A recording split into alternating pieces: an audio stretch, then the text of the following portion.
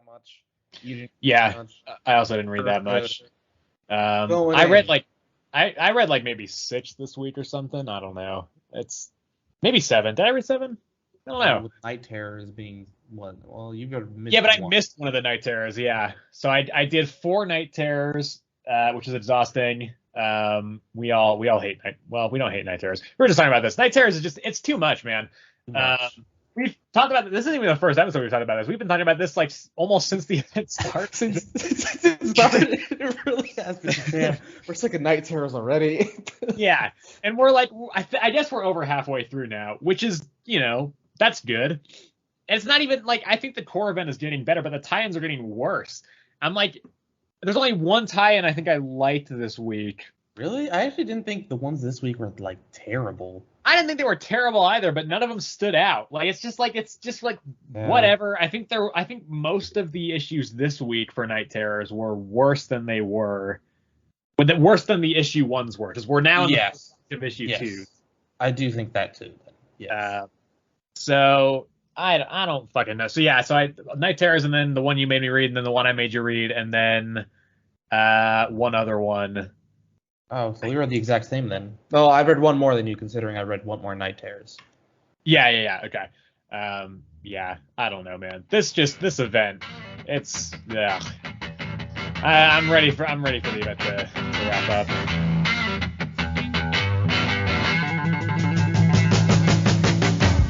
All right, hello everybody. Welcome back to Earth Mightiest Comics Reloaded. We are back after a gap week last week.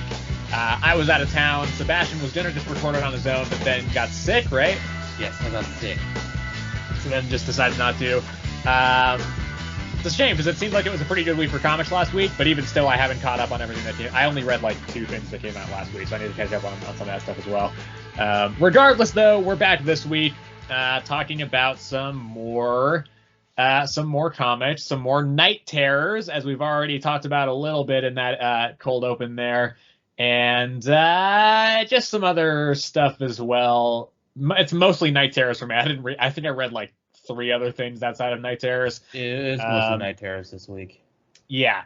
So I guess we'll just kind of hop on right into this here. Time codes will be below, as always, if you want to skip around anywhere. This will definitely be a bit of a shorter episode than usual, because I'm still catching up. Yeah, where do you want to start here? I didn't read much, so I don't. Do you just want to go on the one that you read that I didn't read? Yeah, sure. I'll do that. The one I read that Sebastian did not read is Moon Knight number 26.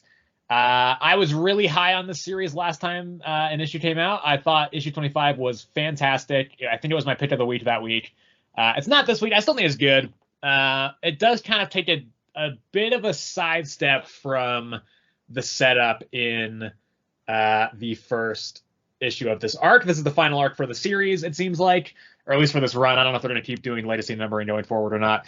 Not legacy numbering, but same numbering on this volume. It's still pretty good, though. This is more focusing on Dr. Badir, who's Hunter's Moon. Mark does not appear at all in this issue, actually. It's more of a side excursion with Badir as he goes around. He fights this dude named Vibro, who I don't know if I've ever read anything with Vibro in it. This character did not seem familiar to me. The rest of the issue is composed of a conversation between him and Mark's psychiatrist, Dr. Sturman, I believe is her name. And essentially it's Badir being worried because after his last resurrection, because the Fists of Khonshu can be resurrected by Khonshu, he feels just off, like something kind of got screwed up during his resurrection, and so he doesn't feel like he feels like he's unraveling, which kind of happens to all the Fists of Khonshu, but it's happening quicker to Badir. This is only his second death, the first one being when he started being Hunter's Moon, and then this second one in his full-on period as Hunter's Moon. So typically Fists of Khonshu start to break down and unravel after like 10 or 20 deaths, but Badir is starting to feel it happening to him after his first one. So he's like, what's going on? Vibro was sent by Black Spectre, who's the main villain of this arc. We saw him pop up last issue. He fought Mark briefly, and that's about it. I think this issue it's still solid. I would have, I think, preferred to see the momentum from the last issue carry a little bit more strongly this issue. I do think it's a little bit of a. I think this issue kind of kills the pacing that first one set up. That being said, still solid, still well written. I'm still definitely gonna read this series until Jed MacKay is off the book. But for now, this issue did feel like a bit of a dip from last issue. I'm still gonna give it 4 stars. However, 4 out of 5, 8 out of 10. However, there is something that's a little bit more interesting that is wrapped up in this issue, and that is that the promotion for the G.O.D.S series by Jonathan Hickman has officially started. So in this and 3 other books this week, there's one page that's written by Jonathan Hickman, essentially titled "Who Are the Gods?" So I didn't read. So I read this one. The other 3 were in Fantastic Four, Scarlet Witch, and Doctor Strange. I didn't read the Doctor Strange one at all. I haven't read the full issues for Fantastic Four or for Scarlet Witch, but I did read the G.O.D.S pages for those because I am very interested in this. So This page, not a whole lot happens in this one. It's just like a weird, like a device is beeping on the wall and it kind of zooms into that device. There's no dialogue or anything. That's the page. I don't know what to make of that at all, but I'm excited. All right. Then in Scarlet Witch, I think that's the one that was a little bit more clear. And it was the most clear on kind of the setup for this upcoming series, in that it seems like a character who's going to be playing a role in that series pops up here. He's in Sevalith, which is the vampire dimension of the magical kind of mystical side realm called Otherworld. Otherworld is very heavily involved in mutant stuff lately, so that's kind of a more X-Men adjacent area. But he's just hanging out with some vampires, and he's like, "Hey, I'm a god person or something, and these vampires are no problem." And then the other one was in Fantastic Four. That was essentially some people from AIM, the Advanced Idea Mechanics group, were hanging out around some pier or something, and there was like a big crater in the earth, and they were like, "Yo, there's some weird energy signature going on here. Is this the doing of the Fantastic Four?" I mean, they just vanished a whole city block at the start of that series. So, like, is this that they're doing? And the other guy's like, probably, maybe, I don't know. And so it's like, and then it's like, who are the gods at the bottom? So it's like, it's all that kind of stuff. Yeah, not a whole lot of information from this. This series comes out in, I think, exactly 2 months from yesterday at time of recording. So for when this goes out, it'll be, I think, 2 days ago. It comes out October 4th, I believe. I am very pumped for G.O.D.S. I think that's going to be a great series. This is intriguing. Yeah. Not a whole lot here in terms of information, but yeah, it's interesting, and I very much am interested to see where that series will end up going. Perfect. Great. Yeah, I've been looking forward to G.O.D.S. You've told me about it. So this is like prequel stuff then. Yes, and I think there's going to be doing this a lot this month. Let me see, I didn't read the Doctor Strange page. There's a page in Guardians next week as well. Who are the Gods page there? There's also one in. Could have sworn there was one in another one. Okay, maybe not. I know there's more going forward though. There's also one in maybe there's not. I'll keep looking, and I'll let you know if I find another one. But there's one in Uncanny Avengers, which is that's going to be that's in 2 weeks. That's a Fall of X tie-in, so I won't be reading that full issue, but yet at least. But I'll read that G.O.D.S page as well. Just trying to see where we go. Amazing Spider-Man number 32 as well. Okay, I didn't see that one. Yeah. So it looks like mostly just this month, and I think they're kind of taking a gap in September, and then the series itself premieres in October. In October, yeah. All right. Yeah, I'll have to get on that one then. All right. Well, the one that I read was Grimm number 12. Yeah. Oh my God, you're still sticking with this one, huh? Still on it. Grimm, yeah, I didn't stay with Grimm. Yeah. But essentially, I've forgotten like all of their names, but I think it's Jess and Eddie. Jess and Eddie, which is like the two main-ish characters. They're like in a prison, right? And so basically they're talking to Adira, who came into the prison and is asking now for their help to stop someone else, right? And so Yeah. she basically brings Death Slice down to Jess. She like activates and then teleports her and Eddie to like some European town. We meet this new character that's like in control of some demons, and that's pretty much where it ends. We see a bit more about who I believe is Jess's mom with interacting with like the personament of like life, and their whole deal over there, and that's pretty much it. Yeah, that's pretty much it. Not much. I mean, it's not like not much goes on, but like it was set up for what's to come in these next two chap books. But yeah, I'd probably, oof, man. I'd probably give this a 6. Do you get the sense that this series is wrapping up soon?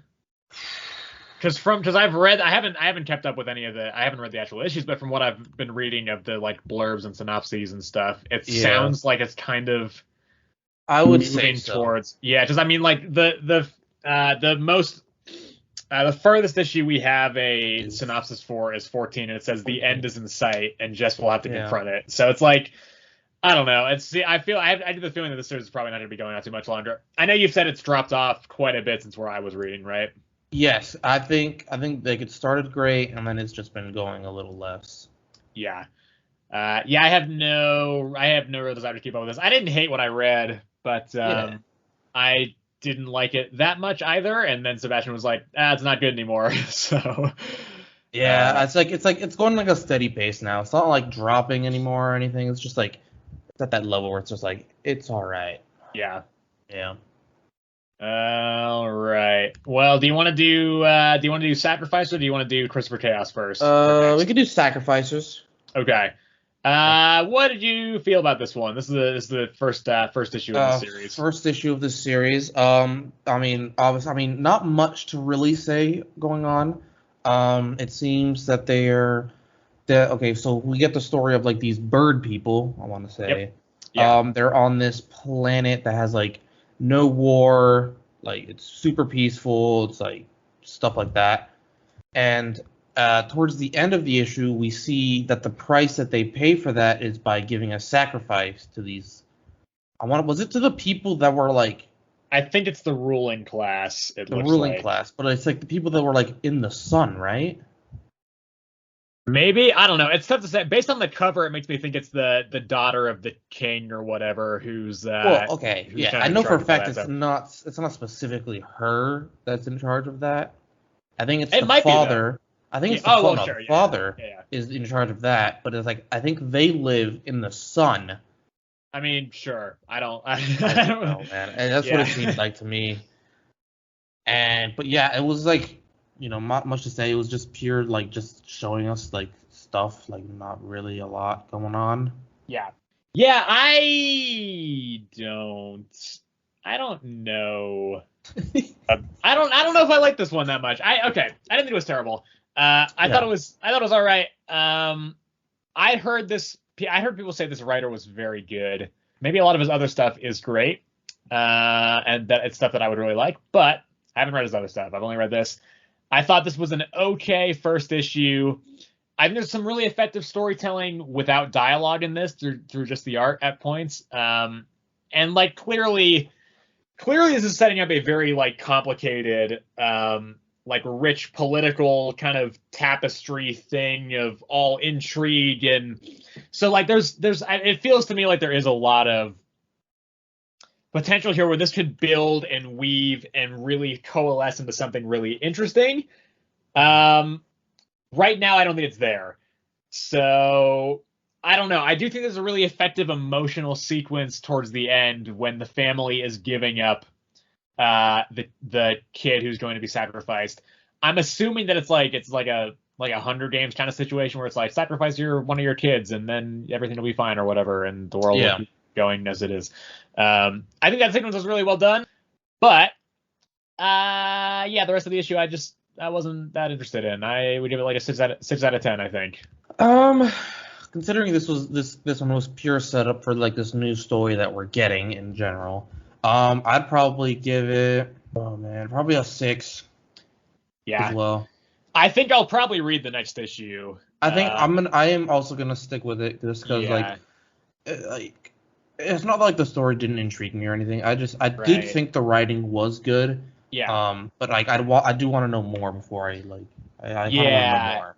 I think I'm gonna give it maybe 2 or 3 more issues. Yeah. And see if we see if things kind of start increasing here. Because as it is right now, I just think it's okay. Yeah, I mean the covers look cool for the next couple issues as well. I don't know. We'll see what happens. And then the next one was the one that you made me read. I was planning to read 2 of these because there's 2 issues out. I didn't end up having time to read the second one. God, man. Yeah, so it's the oddly pedestrian life of Christopher Chaos. That's a great title, by the way. That is a really, it's a mouthful. That's a fun title, but Yeah, it is. yeah. I get the impression based on our brief conversation before we started recording that you were a fan of this one. I liked it. I liked it. You only read the first one, and I do think the second one is better than the first one. Yeah. It picks up a lot more. But I did enjoy this one. Let's see what did you think? I think there's points where I was like, I see how I could enjoy this in the future, but it was really limited to one scene. I think something I've been discovering recently is that I'm just so fucking over like the like high school teen drama genre of everything, all the tropes and cliches that are in that kind of subgenre of movies and TV and comics. I cannot stand it. Like I tried to watch Bumblebee on a plane a couple months ago, and I got 45 minutes in. I was like, I cannot watch this. So like that like teen drama comedy thing is just not my thing. And this first issue in particular very heavily leaned to that. Very Not so much heavily, comedy, yes. but very kind of very drama.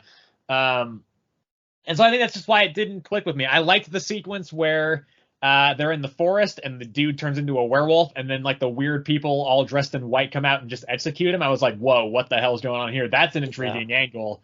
But the rest of it I just did not care for. Yeah, exactly. Yeah, and the second one leans a lot more heavily into like what the white people are and stuff like that. This is why I think I know for a fact I enjoyed the second one a lot more. Yeah, I'm gonna give this another issue. I'm gonna read the second one. I had planned to. I just kind of ended up having to read. I had to make sure I read as much of the Night Terror stuff as I could find before we started recording this. So I ended up having to shift the second issue of that outside of that for now. But yeah, this one, it didn't click with me right off the bat. But if I do think that I can see myself liking this series as it goes on farther. I'm just not there with it yet. Yeah. I gave it a 5 though for the first issue. Give it a 5. Ooh, wow. I gave this one. I'd probably say this was my high of the week, honestly. Really? Well, yeah, no, actually, hold on, because we got Night Terrors number 2 this week, didn't we? No, that was last week. That was last week. Yeah. Why do I have it on here for this week? I don't know. Anyway, but yeah, I'd say that one was then, yeah. I'd say this one was my high this week. I'd probably give it like a 7.5. Okay. Well, that does not reflect well on the week as a whole then. No. 7.5 is your highest. Yeah. I think it's interesting. I expected to like it more because it is based on a story idea from James Tynion IV, who is a favorite writer of mine. But it's not scripted by him. It's scripted by somebody else. But yeah, this first one it did not really do much for me. Moving on though, it's time for the Night Terrors block. We're here already. Yes, sir. I wish I had more to talk about besides Night Terrors this week, but this is where we are. So yeah. Night Terrors Batman number 2 was the first of the week. I think this is easily the best of the Night Terror stuff this week. I was gonna say the same thing. Yeah, and I also think this is my favorite issue of the week in general. I actually really like this one. I think it's good. I think this might be one of the only Night Terrors number 2s so far to be better than the first issue of the tie-in minis. I agree. Yeah, I think the art is great. There's some really cool double page spreads in this, and I think the way Bruce kind of goes through and deals with all of the nightmares as they pop out is interesting. I really like it. Like it turns into a section where he's almost like Neo in the Matrix, and he's just like he does even like the bullet like holding in midair thing. Yes, yeah, At one point, which I thought was cool. Also, he has a pretty cool conversation with Insomnia. It's interesting to see more of him. Even in the main series, I feel like Insomnia has not really been that prevalent. So to see more of him is interesting here. And then it leaves off on a cliffhanger where Bruce maybe wakes up and Damian's there and he's like, "Hey, yeah, everybody, all the Justice League and everybody all lost. Insomnia has taken over the world, and everything's fucked." Which makes sense because Damian didn't fall asleep. Yeah, but I don't know if necessarily that means that Bruce is up. I think it'll be more interesting if he is awake now. I hope he's not just I think he is awake because like in this one he took back control of his dream, of his nightmare. And I think that I think he did wake up at the end there. I think because like it seemed to me that a lot of people are waking up at the end of their number 2s. Yeah, but I don't know how much I think that might more be a function of they're not part of the event past their number 2, so they just wake up and it's like after the whole thing is concluded. That's what I got the impression of with Joker, at least anyway, which we'll get to. And same thing for Poison Ivy. But I hope it is in the real world. I think it's more interesting that way if it is than if he's just but it could also just be another layer of his nightmare. Like I don't know. Yeah. But yeah, really great art. There's also a backup story, which was nothing. I get it. Really, it's just I really don't even remember it, honestly. Yeah, it's the one where Roy Harper and that's right. Black Canary were just doing their brief nightmare, and then it's like an 8-page thing that they're in the nightmare, and then they wake up and it's done. I don't think it was that. It's not that it was terrible, but I think it is hard to write an effective story in that short of write a complete effective story of this nature in that short of a page count. So yeah, I think this is good though. This is my favorite issue of the week, I think. And I gave it a 9. I think I docked the star mostly just because I thought the Arsenal backup story was nothing, but I think overall this is good. Wow, for a 9? Yeah, I liked it a lot. Holy cow! Okay, I think this is the best Night Terrors of this week, but I'd give it a 7. That's fair. I mean, it is on some level more of the same. I think the presence of Insomnia, though, and I think the stellar art. Like I did like this one better than the Night Terror Batman number 1. I thought this one was a lot better. But oh man, 9, dude. That's okay. Right. God, what's next? It's Black Adam number 2. I think this was better than the first one, actually. I was gonna say, I think this one was better than the first one, but it still wasn't, it still wasn't great. It's just nothing. This one is really nothing. It's just still nothing. Like I had a hard time even paying attention for a lot of this issue. It was just kind of washing over me. No, seriously, I feel like a lot of the dialogue I skipped. I read so fast because I was just not interested. Well, it's also not even beyond that. There's not a lot of dialogue in this issue. It's very sparse on that front. So I read this in 8 minutes or something. It was super quick. It was super fast. Yeah, I think there's some interesting designs for the weird, the one on the cover, the weird demon Black Adam is kind of interesting. The cat is nothing in this. Apparently he was part of the wizard. He's part of the demon, I guess. Was he? Oh yeah, he was. Well, yeah, because he fused with the wizard, and then they become Death, and then they absorbed Shazam's powers and became the thing on the cover. So I read this 3 hours ago, probably not even, and I did not remember that. So that should give an impression of how much of an impression this issue left on me. I don't really know. He just kept going to different towers, and it was all of them felt pointless. Also, Deadman shows up right at the start to be like, "Hey, we've almost found the Nightmare Stone. Bye." Why was he here? I don't know. Deadman is Batman, and Batman's body slipped into Black Adam's nightmare. like warned him about, not even warned him, like just told him some stuff and then like slipped out. Yeah, I it was guess. just like, hey, just so you know, you have no real connection to this so far, but we're fighting some guy named Insomnia. That's why you're asleep, and we've almost got the Nightmare Stone. So bye. It's like, Yeah, it's just.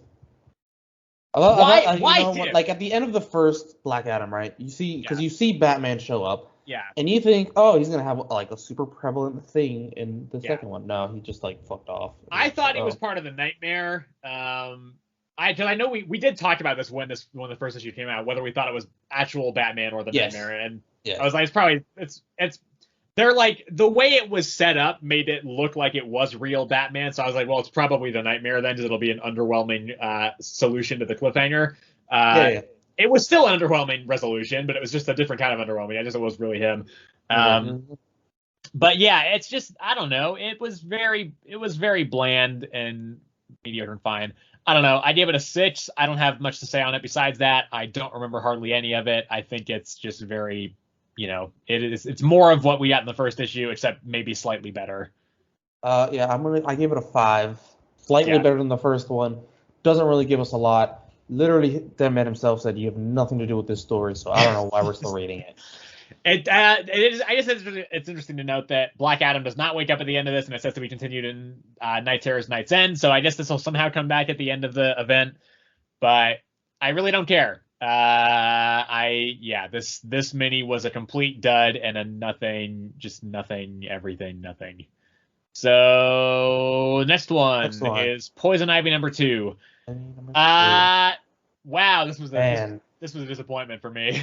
Yeah, this one dropped off, man. Because that first issue, up until this week, was probably my favorite issue of the entire Night Terrors event thus far.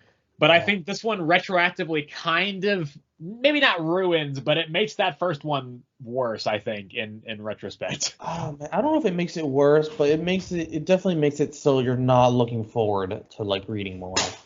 Yeah, it's a bummer, because after this I was like, should I even keep reading the Poison Ivy ongoing? Which is a series that I like a lot, but I'm like, this just kind of felt like a dud. And I do think, to be fair, I don't think that's the writer's fault. I think that's just the nature of these big events, where if you have a tie-in, a lot of times you're just gonna have to put the main series on hold and do a series that do an arc that you don't necessarily want to do, just so that it ties in with the whole event and everything. But yeah, it's just both Janet and Ivy trying to escape the weird Barbie dreamland. They even call the house the Dream House. Yeah. Very frequently. Yeah. Starts out with Ivy just chilling with Harley, and then she realized that it's not real because Harley freaked out over a weed. A dandelion. And then, so they all freak out. Ivy realizes it's not real, and then they all attack her. And then, she meets up with, what was it, Janet from HR? Yeah. Right? Yep. Yeah. And then at the end of it, she woke up, right? They both did, yeah. Well, we saw Jan wake up. We didn't see where Ivy ended up, but presumably she's also awake. I thought it was Ivy that woke up, and it like Janet still seemed like in like a lopsided. Oh no, that's Janet. That's Janet waking up. Like that's Janet on the bench, like coming out of a dream. Okay. Yeah. Yeah. I don't know if I really have much to say on this. I mean, we see that in Poison Ivy's Nightmare, Batman wears socks with sandals, so that's kind of fun, I guess. I guess so. Yeah. This was this was just nothing. Like the first one was, the first issue was filled with so much like existential dread. It was just building like this, the whole thing, like it felt like just suburbia, but like with something just a little bit off, and it became more and more off as it went on. And then this was just like a straight up, very generic, final little escape issue, and it was nothing. And I think I gave this a 5, which I was really bummed about, but. Yeah, I gave it a 5. Yeah. You gave it a 5. Oh, yeah. Right, yeah. 5.5. Yeah. This was maybe my least favorite of the week, actually. Ooh. Nah, not for me. Not for me. I think Joker's gonna be my least. Oh yeah, what is the Joker? But Ravager's next. Ravager I did next. not find Ravager, so you're gonna have to field this one. You didn't read this one. Honestly, probably the second best of this week for Night Terrors. Yeah, I'm kind of bummed I missed this. I like the first issue, so. Yeah, it continued a bit more. With the Ravager in the Dream State. And she's fighting off.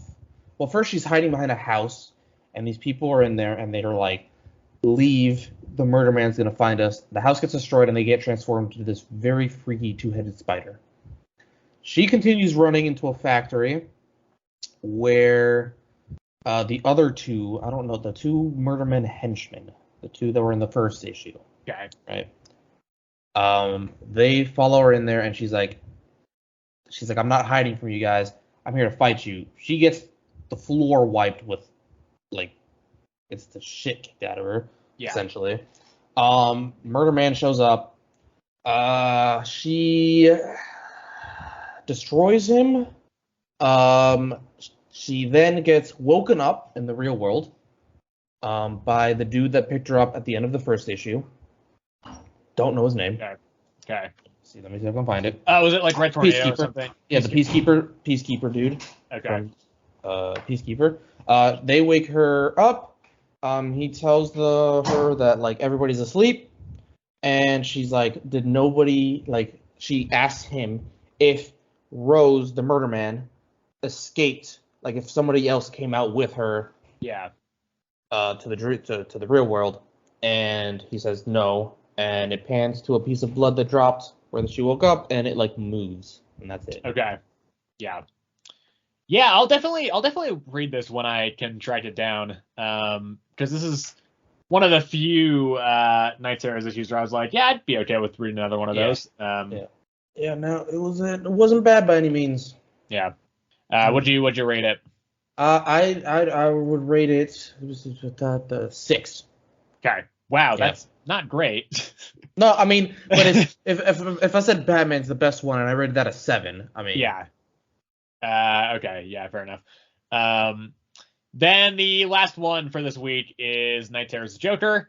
Both of us really like the first one on the whole. Yes. I think it was a really unique premise that I think just kind of maybe didn't 100%. I mean, I think it kind of slightly overstayed its welcome, but I think on the whole was a solid and really fun issue.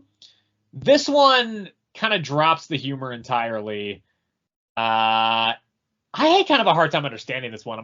Let me think. I mean, Joker becomes the Batman and then like beats up. So he's like, it seems to me like he was sleepwalking a bit. Okay, right. Within his own dream. Yes. Yeah. Yes, exactly. He was sleepwalking, becoming Batman. He met. That would make a lot more sense, actually. Yeah, he met Bruce Wayne. Yep, that was an alright sequence, I thought. Yes. It was a very weird interaction because, obviously we think Bruce Wayne is Batman. So how is Bruce Wayne alive? Well, but the Joker wouldn't know that, though, is the thing. No, exactly. Yeah. Exactly. But, so then, Bruce Wayne first meets him at the baseball game. Yeah. And Bruce invites him over and he asks, is he allergic to anything? And Joker says, shellfish. He says, perfect. When he gets there, he tells him the menu and it's pure shellfish. It's shrimp, lobster, and crab. Yeah. And as they're talking, Bruce Wayne is just stuffing his face, like hands and just nothing. Yeah. While Joker just sits there. And, oh god, Alfred was some weird person. Yeah, maybe John D. He might have been Dr. Destiny at points. His name, I don't know if you noticed, his name changed every time anybody said it. Oh, okay, see that. I didn't notice. Yeah. I thought that was a cool, kind of creepy little detail there. Okay, that's probably why I can't remember his name, because it changed every time. All right. Yeah. Yeah, oh man, I don't know if I did not like this one. I thought this one was all right, actually. I definitely don't think I hated this one as much as you did. I was just a little bit confused because I was like, Joker was like, I'm going to trap Batman, but then he was Batman. I was like, what's happening? Why is he? I was a little bit confused as to what that was all about. But if he's sleepwalking, that makes much more sense. He has a wife and kid now out of nowhere. He's also like, apparently he's not the CEO of Wayne Enterprises now because Bruce Wayne is still there, but he seems to be like almost second in command. Bruce doesn't really know about him. there's kind of a fun gag where he's talking to Mr. Freeze. Yes. And he just keeps pronouncing his name Fries. And Fries. It's like, no, it's not. It's like, that's what I'm saying. And he's like, Freeze is like, no, it's Freeze. And he's like, yeah, Fries. Fries. I thought that was kind of fun. I do think the way it ends is just like, what? Like, he just wakes up and everything's fine. It's like, what's the point of any of this then? You know, it's like, Honestly, why? yeah. Yeah. Like, why bother to even do these tie-ins if it is going to leave no lasting impression on the character? And maybe it will. Maybe I can see how. I think in like the G. Willow Wilson Poison Ivy series, I can see how that can maybe bleed into there because she's a good writer, and I think she'll bring that in potentially. Maybe not though. And it's like, so just why did we even bother having most of these tie-ins? I guess it makes sense for stuff like Black Adam because he's maybe going to play a role in the finale, even though it seems like a weird character to make that pivotal. Obviously, I think Bruce and Superman are two that are pretty, like, those tie-ins make sense, I think. Yeah. Especially because they're also both written by Joshua Williamson, who's the writer on the main event. But yeah, with this one, it's just like, just why? I don't understand why Night Terrors is pulling in all the, and I know it's just like brand synergy and it's like money, we want everybody to buy everything, and then it's like it'll make us more money, but it's I think this just is this symbolizes all of my problems with the event as a whole in this issue. And that being said, I think it was still decent. I gave it a 7, but oh wow, yeah. But I was gonna say I give this one a 4, dude. I really didn't enjoy this one. Yeah. No, fair enough. It seems like there's a lot of people who have not been enjoying it either. I think ultimately it felt better written than some of the others this week, but I still just, it's like, it's more the thing of like, what are we doing? What is this event? Like, why? Just why? So that's where I'm at. Exactly. That's pretty much where I'm at with the event. That being said, I think actually the core series is getting more interesting. We'll talk about that more next week. I have been enjoying the core series too. Yeah. I didn't like issue 1 of the core series, but I liked issue 2 quite a bit. So we'll see. Now, if Batman's awake, I think the core event could end up starting to get more interesting as well from that perspective, because it's like, maybe it adds in more characters to the core stuff. Ultimately, I think I'm much more interested in the people who are awake right now than the people who are asleep. 100%. Yeah, which is a shame, because I think there was a real large amount of potential. I don't know. Do you have anything more to say on how Night Terrors is progressing as a whole right now? Because we did kind of cover some of that in the cold open there, but no, I'm ready for it to be done already, man. I don't know. Well, we are more than halfway through, but not by much. So. Yeah, honestly, I think it's just the fact that since it comes out every week, it just gets so. Yeah. It's just like it's so boring so fast. Well, it's also like it's so many of them every week. That's the thing. Exactly. Like, Marvel events, they'll usually do like, they'll do one of the core series every month, and then like they'll do like 1 or 2 tie-ins per week. Which is much more manageable than the core series twice a month and like 5 tie-ins per week. So yeah, it's a lot. Yeah, I think we've got 3 more weeks of it progressing the way it has been so far, and then there's 1 more issue in the last week of August. That's the wrap up to everything. Yeah, and then the event wraps up. So yeah. So that should wrap up our episode for this week. Next week there is hopefully some decent stuff. Of course, Night Terrors just keeps on doing its thing. But at least there's an issue from the core series next week.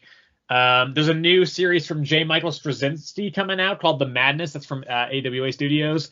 That one is one I'm quite intrigued by. There is a Superman annual, which I'm interested in, because Superman is still asleep in terms of Night Terrors, but it's written by Josh Williamson. That's interesting. That should be hopefully good, because I like that core Superman series quite a lot. What else? I guess Contest of Chaos starts next week finally, after the Prelude came out like 2 weeks ago, but 2 months ago. But I guess that's starting up finally. And then Yeah, Avengers 4, which I haven't read 3 yet, but the series is good so far, so I'm sure this will also be good. And Guardians 5. Guardians 5 is Origin of Groot Fall, finally. So we'll see how that goes as well. Anything else you want to shout out for next week? Silk number 4. I am not planning on reading that. God, issue 3 came out last week too. Why is that? That's a quick turnaround. Yeah. I know that happened with Avengers too, but Avengers is also that's a more flagship title than Silk is. Yeah. Okay. Yeah. So thanks for watching and listening. Let us know what you thought of the comics this week. Anything that we missed that maybe you thought was good? Death of the Venomverse started. I don't know if that's any good. Maybe it's not. Maybe it's terrible. And you can just or you can also of course let us know what you thought about the comics that we did talk about and things that you are excited for next week. You can give us a follow over on Spotify if you would like to as well. We are over there. In addition to being on YouTube, where you can like and subscribe and all those things on the video. You can hit the bell notification if you really want to know when all of our new episodes come out. Other than that, though, that should wrap it up for this week. We will see you all in the next episode.